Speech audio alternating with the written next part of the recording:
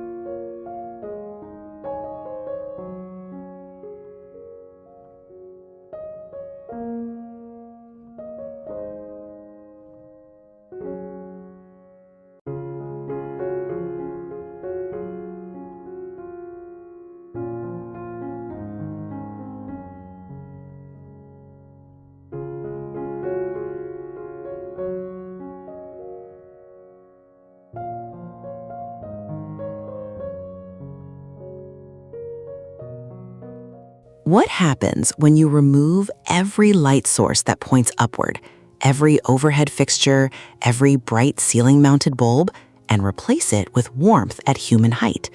The ceiling disappears.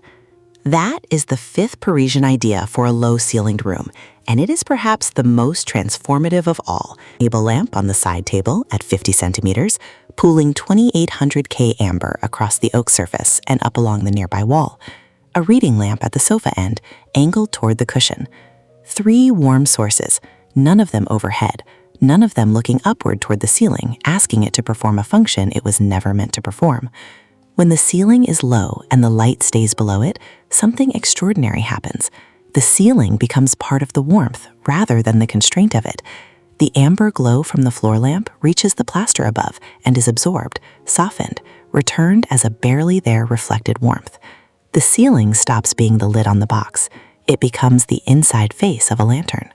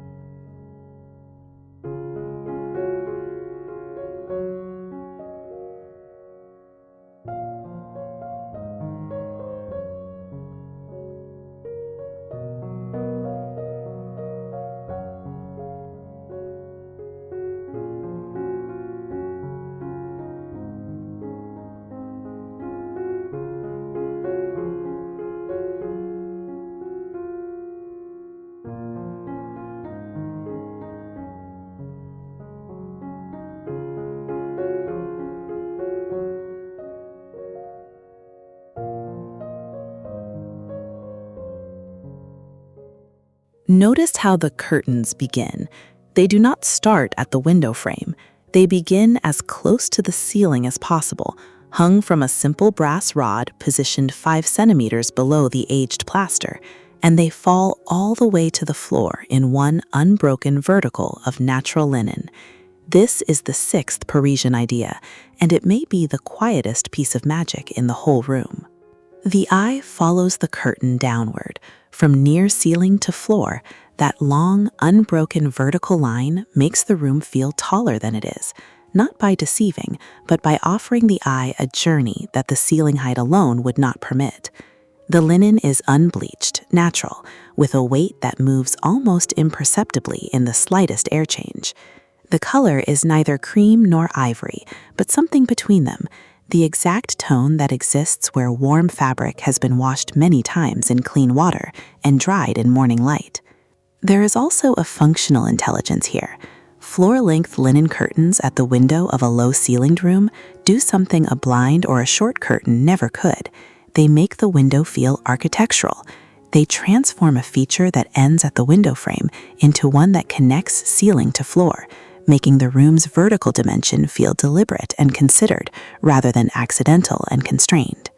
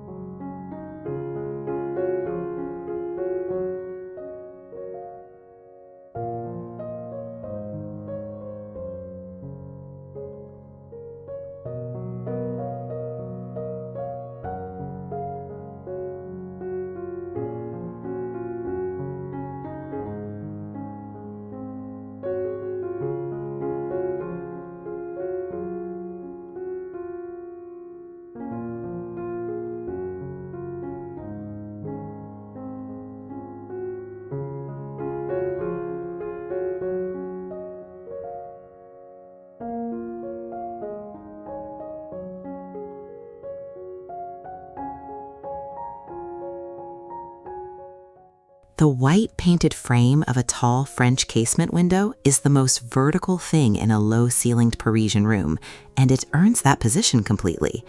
The window does not need to be floor to ceiling to feel architectural. In a room where the ceiling is at 235 centimeters, a French casement window of 180 centimeters height occupies most of the wall's vertical range. The white frame is sharp, clean, precise, a counterpoint to the warm softness of the plaster, the linen, the oak. Where everything else in the room has softened with age, the window frame stays clean, and this contrast is exactly what the room needs. The eye goes to the frame, follows it upward to its elegant top rail, and from there, upward just a little more to the ceiling. The ceiling feels higher for having had that guided journey. Beyond the glass, the light is soft today, an overcast Paris afternoon, the diffused quality that is more flattering to a Parisian room than any direct sun. The sheer linen curtain has been drawn half open, folded gently to one side. The glass is old enough to have a slight imperfection in one pane, not a flaw, but a memory.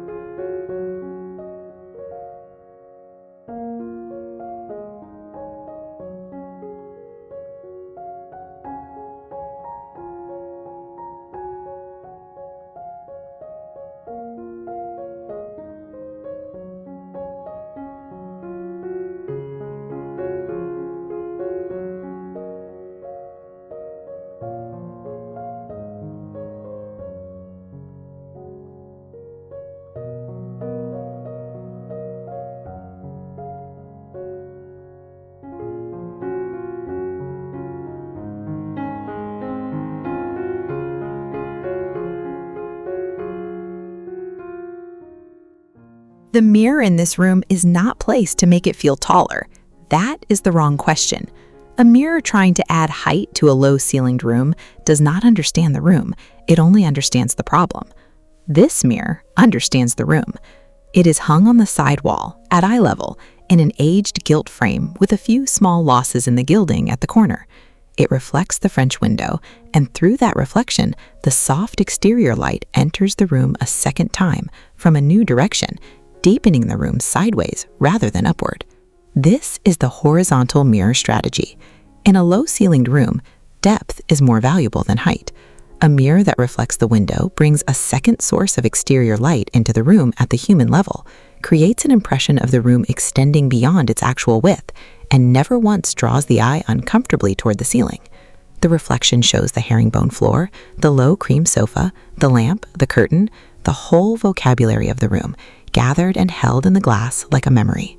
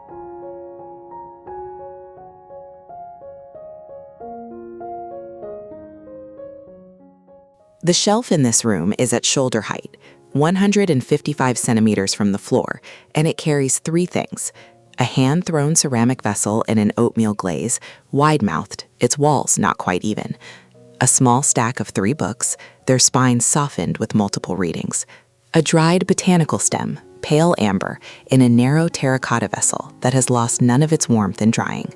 3 objects. The shelf below is empty. The wall above the shelf, from 155 centimeters to the ceiling, is uninterrupted aged ivory plaster. This is the Parisian shelf principle, and it works especially well in a low-ceilinged room. Keep everything within arm's reach of a seated or standing person. Do not reach toward the ceiling with tall storage. Let the wall above the shelf breathe. The eye registers the objects warmly, then travels upward into the uncluttered plaster, and the ceiling, the low ceiling, reads as space, not as compression. The 3 objects on that shelf are arranged by instinct rather than rule, and yet the instinct is consistent. Odd number, varied height, shared warmth of material. The ceramic, the books, the botanical are not the same material, but they are the same conversation.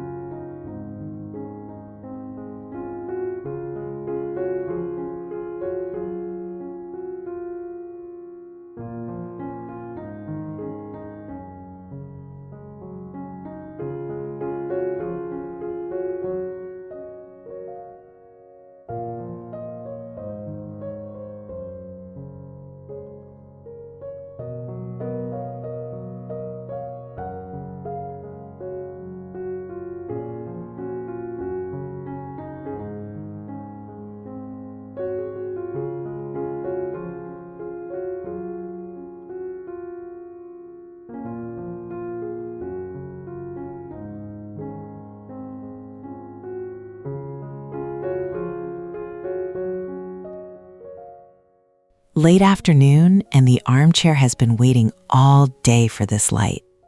The low linen armchair angled toward the French window is not the most beautiful single object in this room, but it is the most emotionally important one.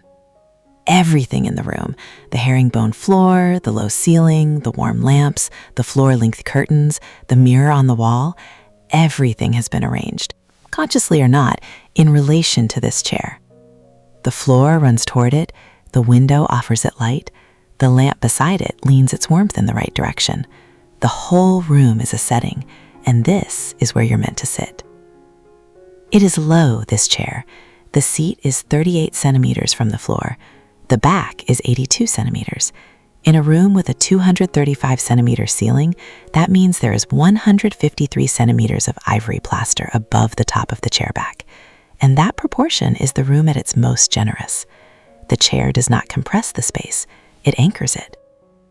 The linen cover has been washed so many times, it has become almost the same tone as the natural light at this hour. The armrest has a slight compression where an elbow has rested. There is an open paperback on the left armrest. Nothing about this chair is staged.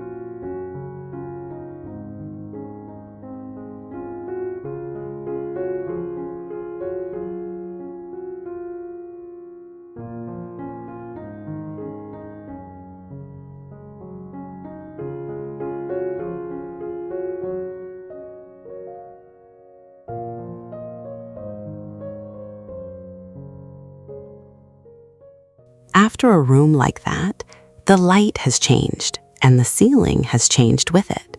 The amber hour has settled now. The last diagonal of exterior light from the French window has moved past the floor and arrived on the far cream plaster wall, where it rests warmly before the evening takes it entirely. The ceiling above is no longer simply the top of the room. It has become the warmest surface, absorbing the lamp glow from below and the final window warmth from the side, holding both, giving back a soft amber resonance that fills the entire upper space of the room. This is the final proof of the seventh and deepest idea in this video, that a low ceiling, treated well, treated warmly, treated with the Parisian instinct for allowing surfaces to age and breathe and absorb, a ceiling like this does not diminish a room at dusk. At dusk, it is the reason the room glows. At dusk, it is the roof of a lantern, and the room below it is the warmth inside. All 7 ideas have been present in this room all along. The plaster ceiling treated as a warm surface, the herringbone floor pulling the eye sideways, the low furniture in proportion, the lamps below the ceiling line, the floor-length curtains, the window as vertical anchor, the mirror working the room's depth. Together, they have done something that no renovation could. They have made the low ceiling the room's greatest asset.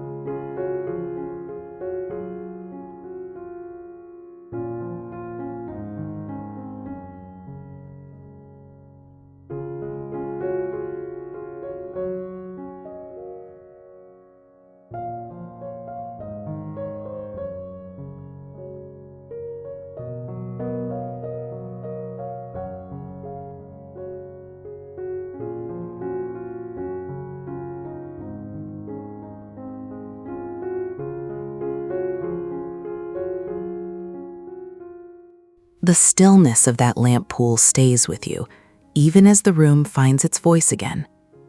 People speak sometimes of low ceilings as though they were an apology, as though a room with a 235-centimeter ceiling needed to explain itself, needed to somehow atone for lacking the grand proportions of a room with 300 centimeters of ceiling above. This room offers no apology. It offers something more valuable, an evening that feels complete. The lamps are on. The French window is dark now behind the linen curtain, the exterior world having gone into its own evening. The herringbone floor reflects the amber lamp glow in warm arcs across the oak grain. The low ivory ceiling catches that warmth and holds it, returning it as a faint resonance that fills the room from above and below simultaneously. You are enclosed, not confined, held, not limited.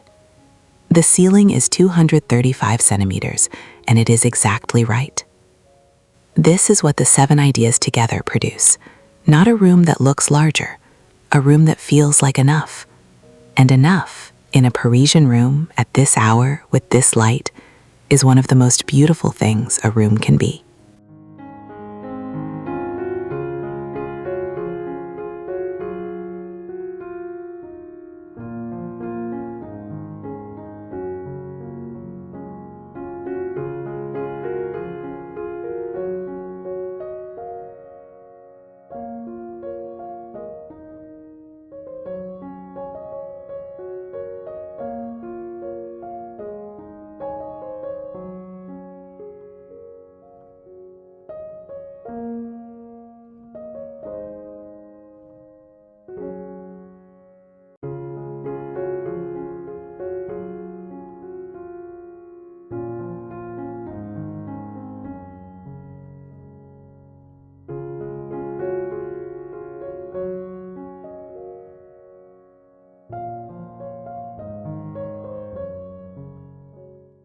What does it feel like to come home to a room like this? It feels like the ceiling is the right height, not despite being low, because of it. The intimacy, the warmth, the way the lamp glow fills the space from floor to ceiling without any room left over, the way the aged plaster holds that glow and returns it. All of this is only possible because the ceiling is where it is. A room with higher ceilings would be more grand. This room is more yours. 7 ideas. They are not complicated, they are not expensive, they are not a renovation or a lifestyle investment or a statement of aspiration. They are the quiet decisions that a person who loves their home makes over time, slowly, with the kind of attention that belongs to someone who has decided to live well in whatever space they have been given. The ceiling is 235 centimeters. The floor is herringbone oak. The walls are aged ivory plaster. The lamps stay low and warm. The curtains run from near ceiling to the floor. The window is the tallest vertical in the room, and it earns that position every morning. The mirror reflects the room's depth. The furniture agrees with the ceiling. And the room, this room, feels like the most beautiful place to be at the end of a long, slow, unhurried day. Come back to the styled space whenever you need a room like this waiting for you.